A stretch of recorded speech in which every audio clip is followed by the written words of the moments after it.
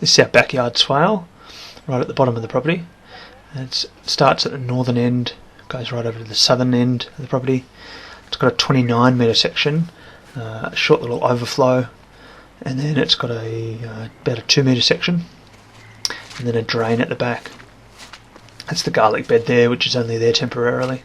We've had a lot of rain. It's only been in for 2 weeks, but we've had a lot of rain, so it's filled up already, which is fantastic. As you can see, it goes all the way down.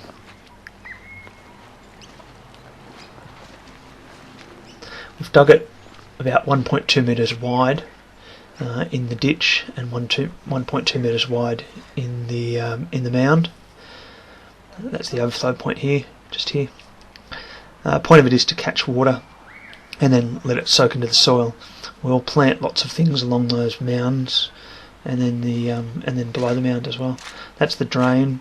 We've got that on an angle, on quite a steep angle, because the idea there is not to catch the water, but just to make the excess water run down to the stormwater drain. There's a stormwater grate down there. It actually runs on quite a good angle.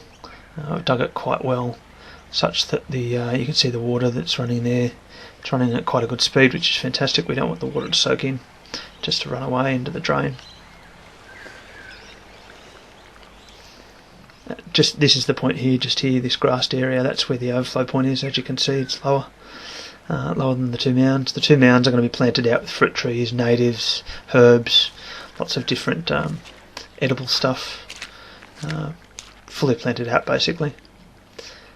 Like I said, this section, the dugout section, is about 1.2 metres wide, and so is the mound.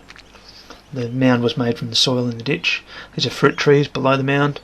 They'll benefit from the water that soaks in under them, because the water will sit in the mound, it'll soak in under them. Here's some little springs that have come into the wall of the swale. They go right along the top wall of the swale.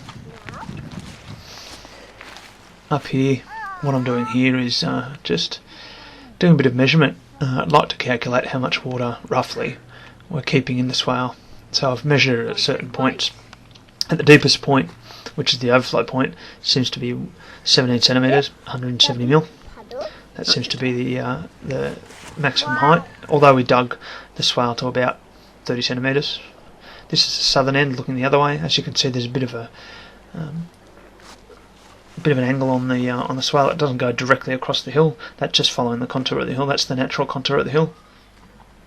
It's the northern end again, the southern end again, looking to the northern end. As you can see, that's the overflow point. At this point it'll overflow and down into the ditch.